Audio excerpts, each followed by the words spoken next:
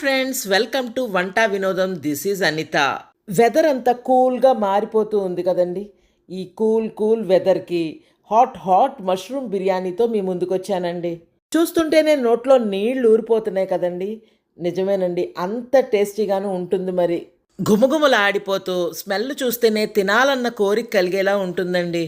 Mushroom lovers కనుక ఒక్కసారి taste చేస్తే మళ్ళీ మళ్ళీ కావాలనుకుంటారు. ఆ టేస్ట్ని అస్సలు మర్చిపోలేరు. నాన్ వెజ్ బిర్యానీని తలదన్నే విధంగా ఉంటుంది ఈ మష్రూమ్ బిర్యానీ. ఈ కూల్ వెదర్కి వేడిగా తినాలి అని అనిపిస్తూ ఉంటుంది కదండి.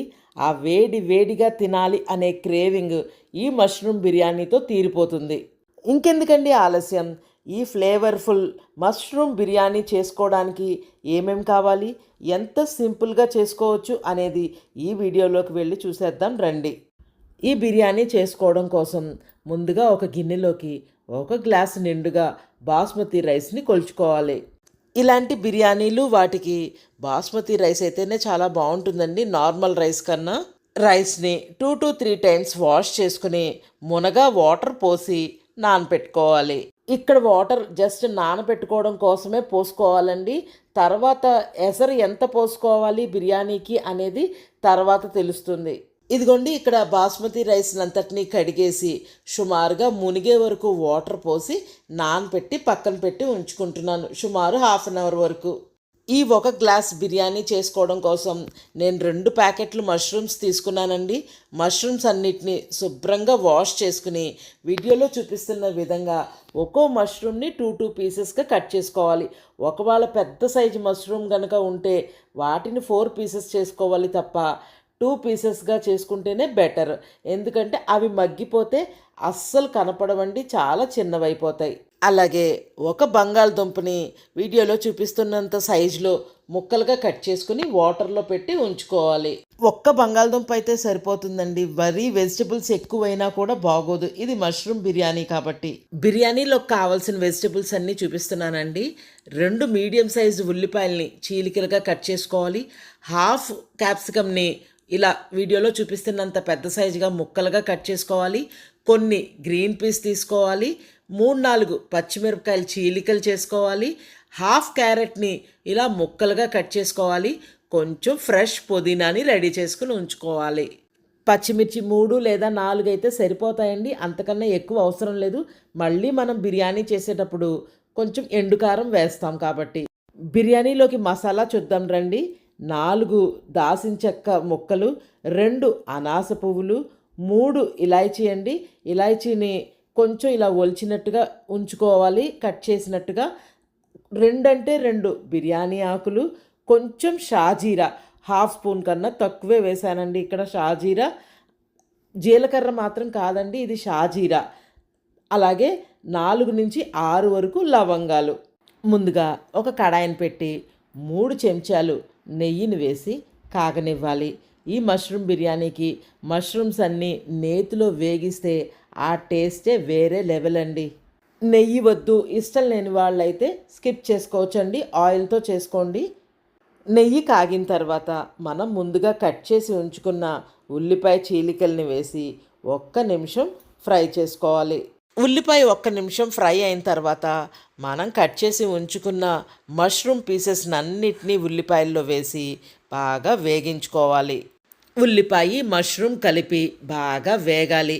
మష్రూమ్లోని వాటర్ అంతా బయటికి రిలీజ్ అవుతూ ఉంటుందండి. మళ్ళీ ఆ వాటర్ అంతా కూడా ఇవాపరేట్ అయ్యే వరకు వేగించుకోవాలి. ఇక్కడ చూడండి, 5 మినిట్స్ పాటు మష్రూమ్స్ ఆనియన్స్ వేగించేసరికి మష్రూమ్స్ ష్రింక్ అయినట్టుగా చిన్న సైజ్ అయిపోయాయండి. బాగా వేగుతున్న ఈ టైంలో 1 స్పూన్ నిండుగా అల్లం వెల్లుల్లి పేస్ట్ని వేసుకోవాలి. తర్వాత అందులోకే 1/2 స్పూన్ దాకా ఉప్పుని, అలాగే 1 చెంచా నిండుగా కారాన్ని కూడా వేసుకుని బాగా ఫ్రై చేసుకోవాలి. అల్లం వెల్లుల్లి పేస్టు పచ్చివాసన పోయే వరకు, అలాగే ఉప్పు కారంతో మష్రూమ్స్ ఆనియన్స్ బాగా ఫ్రై అయిపోవాలి. ఇక్కడ చూడండి, మష్రూమ్స్ ఆనియన్స్ బాగా ఫ్రై అయిపోయాయి. మొత్తం మష్రూమ్స్లోని వాటర్ అంతా ఇవాపరేట్ అయిపోయి ఈ స్టేజ్లో ఉన్నప్పుడు మనం ఇంకా పొయ్యి కట్టేసి పక్కన పెట్టి ఉంచుకోవాలి. ఇప్పుడు పొయ్యి మీద ఒక గిన్నెని పెట్టుకోవాలి. ఈ గిన్నె మనం కుక్కర్లో పెట్టుకునే విధంగా చూస్ చేసుకోవాలి. 3 to 4 స్పూన్స్ వరకు ఆయిల్ని వేసి కాగనివ్వాలి. ఆయిల్ కాగిన తర్వాత ముందుగా మనం కట్ చేసి ఉంచుకున్న పచ్చిమిరపకాయ చీలికల్ని అలాగే పుదీనాని కూడా వేసి వేగించుకోవాలి. 1 నిమిషం పాటు పుదీనా పచ్చిమిర్చి వేగిన తర్వాత మనం కట్ చేసి రెడీగా ఉంచుకున్న బంగాళదుంప ముక్కల్ని కూడా వేసి వేగించుకోవాలి. ఆ వెంటనే క్యారెట్ని గ్రీన్ పీస్ని కూడా వేసి 1 నిమిషం పాటు వేగించుకోవాలి. చివరిగా క్యాప్సికమ్ ముక్కల్ని కూడా వేసి ఒక్కసారి నూనెలో అన్నీ ఫ్రై చేసుకోవాలి. వెజిటేబుల్స్ అన్నీ 2 to 3 మినిట్స్ పాటు నూనెలో వేగిన తర్వాత దీనికి ఎసరు పోసుకోవాలి. మనం 1 గ్లాస్ రైస్ తీసుకున్నాం కాబట్టి ఆల్రెడీ ఒక హాఫ్ అన్ అవర్ పైన నానిపోయి ఉన్నాయి కాబట్టి 1 గ్లాస్కి 1 గ్లాస్ వాటర్ పోసుకోవాలి. బియ్యం ఎంత నానితే అంత ఫ్లఫీగా వస్తుందండి రైసు. హాఫ్ అన్ అవర్కి పైగా నానపెట్టి ఉంచాం కాబట్టే ఇక్కడ 1 గ్లాస్కి 1 గ్లాసు వాటర్ వేసుకుంటున్నాం. అదే కనుక ఎక్కువసేపు బియ్యం నానకపోతే 1:1.5 దాకా వాటర్ వేసుకోవాల్సి ఉంటుంది. వాటర్ పోసిన తర్వాత ఎసరు మరగడానికి స్టార్ట్ అవుతున్న స్టేజ్లో మనం ముందుగా రెడీ చేసి ఉంచుకున్న గరం మసాలా సరుకులన్నిటినీ కూడా అందులో వేసి మరిగించుకోవాలి. ఇక్కడ నేను మీకు చూపించిన గరం మసాలా కానీ వెజిటబుల్స్ కానీ ఏదైనా 1 గ్లాస్ రైస్కి పర్ఫెక్ట్గా సరిపోతాయండి. ఇంకా మీరు వేరే ఏమీ వేసుకోనక్కర్లేదు. గరం మసాలా అంతా వేసిన తర్వాత 5 మినిట్స్ పాటు మూత పెట్టి ఆ ఎసట్లో గరం మసాలా అంతా మరిగేలాగా చేసుకోవాలి. ఇక్కడ చూడండి, గరం మసాలా అంతా వేసిన తర్వాత చక్కగా బాయిల్ అయిపోతున్నాయి కదా వాటరు. ఈ స్టేజ్లో మనం ముందుగా రెడీ చేసి ఉంచుకున్న మష్రూమ్స్, ఆనియన్స్ ఫ్రై చేసిన మిశ్రమాన్ని అంతటినీ ఈ వాటర్లో వేసుకోవాలి. ఒక్కసారి బాగా కలుపుకున్న తర్వాత మన టేస్ట్కి తగ్గట్టుగా సాల్ట్ని కూడా యాడ్ చేసుకోవాలి. ఆల్రెడీ ఇందాక మష్రూమ్స్లో కూడా కొంచెం సాల్ట్ వేసి ఉన్నాం కాబట్టి ఇక్కడ నేను 1/2 స్పూన్ మాత్రమే సాల్ట్ని యాడ్ చేస్తున్నానండి. సాల్ట్ కూడా వేసుకుని బాగా కలుపుకున్న తర్వాత మనం ముందుగా నానపెట్టి ఉంచిన రైస్ని అంతటినీ కూడా నీళ్లు లేకుండా రైస్ని మాత్రం తీసుకుంటూ యాడ్ చేసుకోవాలి. నేను తీసుకున్న బాస్మతి రైస్కి 1 గ్లాస్కి 1 గ్లాస్ వాటరే పర్ఫెక్ట్గా సరిపోయాయండి. ఒకవేళ మీకు చాలదు అని అనిపిస్తే ఇంకా కొంచెం వాటర్ మాత్రం యాడ్ చేసుకోవాల్సి ఉంటుంది. బిర్యానీ పొడి పొడిగా రావాలి అంటే ఇప్పుడు నేను చెప్పిన కొలత ప్రకారం 1:1 రేషియోలో వేసుకుంటే పొడి పొడిలాడుతూ చక్కగా వచ్చేస్తుంది. లేదు మీ రైస్ మీకు ఒక ఐడియా ఉంటుంది కాబట్టి ఇంకొంచెం పడతాయి అనిపిస్తే మాత్రం వేసుకోండి.